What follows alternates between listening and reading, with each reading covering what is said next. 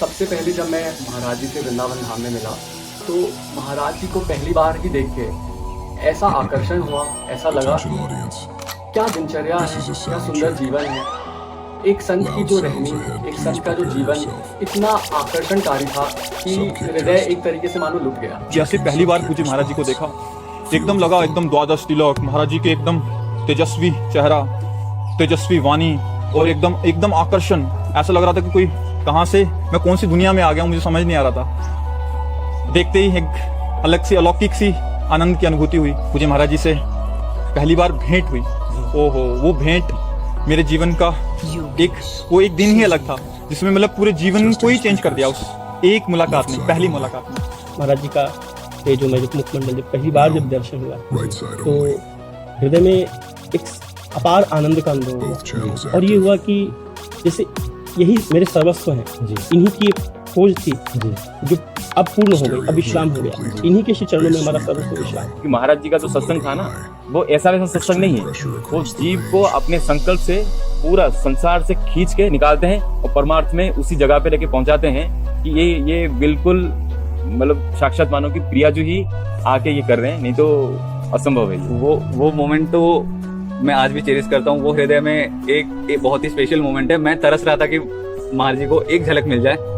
महाराज जी का लाल चेहरा, वो दिव्यता झलक रही थी, उसी से मोह लिया। ऐसा लगा कि कुछ हुआ है और पता नहीं क्या हुआ है, और आंसू चल रहे थे। तो एकांतिक में ऐसा लगता था कि ये सब हमारे लिए हो रहा है।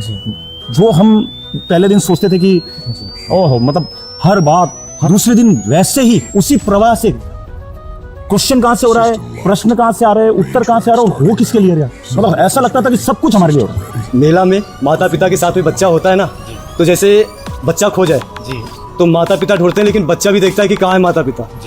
तो माता पिता तो ऐसे ही खड़े रहते हैं, लेकिन बच्चा चपक जाता है बिल्कुल से कि नहीं हमारे माता पिता, और वो खुद जोर से रोता है। तो यानी ऐसे ही भाव आया कि महाराज जी तो पूज्य महाराज श्री दंडवत करते थे, और जैसे ही महाराज श्री दंडवत करके ऊपर जो मुख कमल अपना देखा है, वो छवि ने एकदम दिल जीत लिया, बलिहार कर दिया, और हृदय में उसी समय हो गया कि लाडली जी ने ठौर दे दी। तो जब पहली बार गुरुदेव भगवान की हमने वाणी सुनी तो एक अलग सा आकर्षण था। तो लगा हम पता नहीं कितने जन्मों से आपस में एक दूसरे को जानते हैं, जो इतना प्रेम गुरुदेव भगवान की दृष्टि से जो उनकी वाणी से झलकता है, मतलब वो हम डिफाइन नहीं कर सकते उस समय क्या हो रहा था हमें। पहले जैसे संसार में भोगों को लेके अलग अलग कामनाएं रहती थी, एक जलन अंदर पैदा ही रहती थी, हर एक चीज को भोगने की इच्छा बनी ही रहती थी। अब यहाँ आके एक विश्राम, एक शांति महसूस होती है। अब ऐसा लगता है अब कुछ नहीं चाहिए। यहाँ पर आके अब लग रहा है कि हाँ, जीवन का यही उद्देश्य था जो हमें प्राप्त हुआ। महाराज जी ने जो ही बस ऐसे देखा, तो बस हमने एक पंक्ति सुनी थी, नजर रुख की दिखाकर मुस्कुरा कर लूट लेते, निगाहों को निगाहों से मिलाकर लूट लेते। अजीब पर्दागारी है, अजीब दिलदारी है, हंसा कर लूट लेते हैं तो रुला कर भी लूट लेते हैं। तो बस लूट लिया उस दिन। जैसे एक कुम्हार अंदर से हाथ रख के घड़े को बनाता है, ऐसे ही गुरुदेव भगवान ने मुझे संभाला है। विशेष कृपा जीव पे कर दी। गुरुदेव ने मुझे अपना लिया, इस लायक मैं नहीं था, इस लायक नहीं था। अधम प्राणी कहाँ गुरुदेव ने कितनी बड़ी कृपा, आज मैं शब्दों से वर्णन नहीं कर सकता हूँ। वो गुरु कृपा जीवन की हर परिस्थिति में हमें संभाल रही है। हमें कुछ करना नहीं पड़ रहा, स्वयं ही हमको जो है बढ़ाती चली जा रही है।